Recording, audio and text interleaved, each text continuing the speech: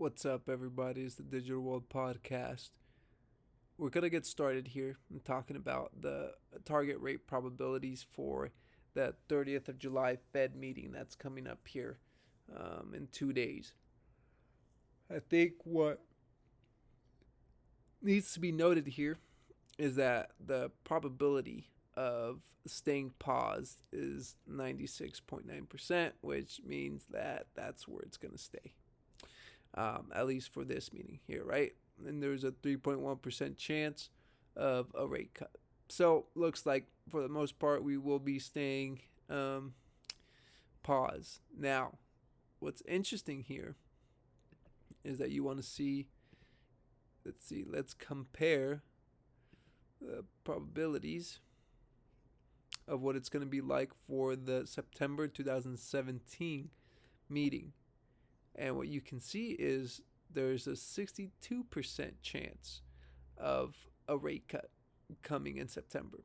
So, what I think is if in the meeting on Wednesday, if Jerome Powell hints at a potential rate cut for September, it could be that the market's going to front run that price cut. And by the time it comes in September, people are going to be on the bandwagon of like, oh, print all this money, we're going to go even higher, et cetera, et cetera. But the market already priced it in, right? It's not only going to be the start, it's going to be, oh, you're late to the party, right? You're buying everyone else's bags. And so I think that home buyers especially, right, they're probably going to be told by their real estate agents. They're going to say, hey, you better get in now before you get rate cuts. Otherwise, you're going to get beat to the punch. Other people are going to, buy this house. And I think that the opposite's going to happen. I think that people are going to jump into it. And there's a probability that if the Fed does cut, that the yield curve, and this is what we've been talking about. The yield curve jumped up the last time they did rate cuts. And let's see. So let's show all of it, right?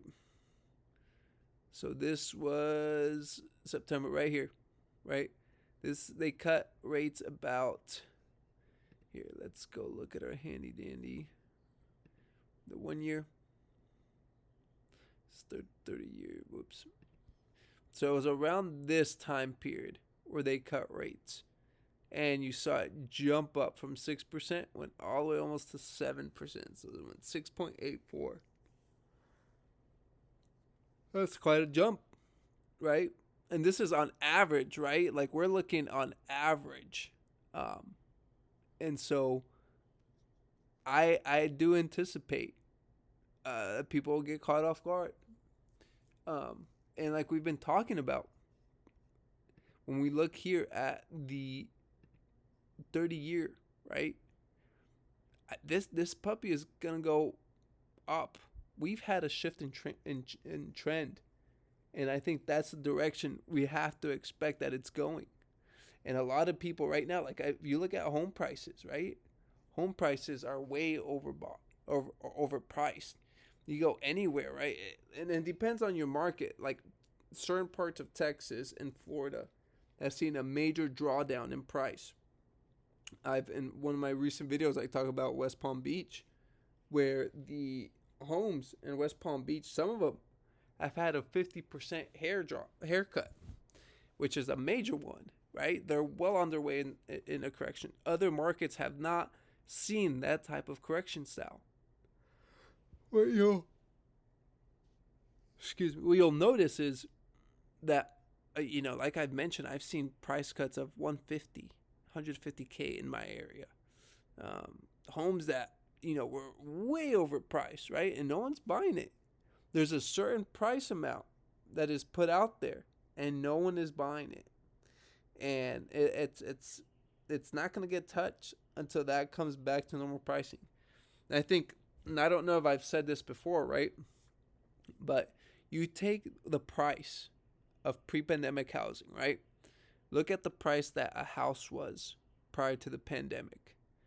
Now, use that price and add about 20% of that pre-pandemic price.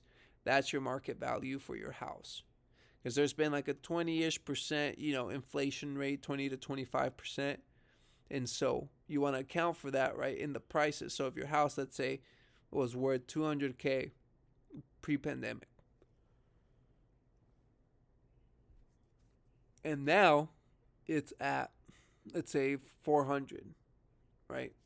So what I would do is look at that pre-pandemic price, $200,000, do 20% of that, which is 40,000. So a good fair value price would be around that $250,000 price, right? Now, obviously, there's different factors involved with. I'm just simplifying it, right? I'm giving you a generalization. There's different factors that play into property values and house values. You have to take those into account. I'm just giving you a generalized, simplified example of what to look for. You got to make your own decisions. You got to, evaluate on your own. That's just my evaluation that I'm doing for myself when I'm looking at some of these property values. So, a lot of them have not come near where they should be, right? And so, I think that's something to keep in mind as you're looking out there. And it's not going to get easy. I think we're in a time where there's going to be a separation between people who have assets and people who don't, right? I think right now every end game of every empire ends with spending. And right now what's happening is I think there's gonna be like the demographics. There's certain things that will get really expensive, and I think there's certain things that will start coming down. I think that the staples of the everyday need for every household will continue to get expensive, and I think there's certain other things where they've been propped up so much. Like I think housing, right? There's a lot of the boomer generation. There's a lot more of them who will be moving on, and because they're in their latter years, and all that inventory will come to the market, and so there's not as many people who are able to buy the prices of those homes at where they're at right now, especially these subsequent generations, right, that come afterwards, and the millennial generation can't afford any of that, and so I think what's going to come is a demographics issue, which is going to blend in with the housing crisis that's coming. And so I think that's something to watch for as we enter this time period. So make sure you do your due diligence, right? I think there's going to be deals to be had. You just got to be patient. I think 2022, I know 2022 was the mania for housing. That's when the peak was put in. And I think we're all coming down from it. And the real results, I think, will really manifest themselves within the next year or so. And so that's why you got to pay attention, because there will be a lot of things, right, coming down the pipe. So anyways, thank you for watching. Let me know what it's like in your area. What are you guys seeing? What are home prices? Are you noticing a lot of for sale signs in your area? Let me know in the comment section below. Thank you for watching. Like and subscribe to the channel. It's the Digital World Podcast, and I'll see you in the next episode. Have a good one, everyone.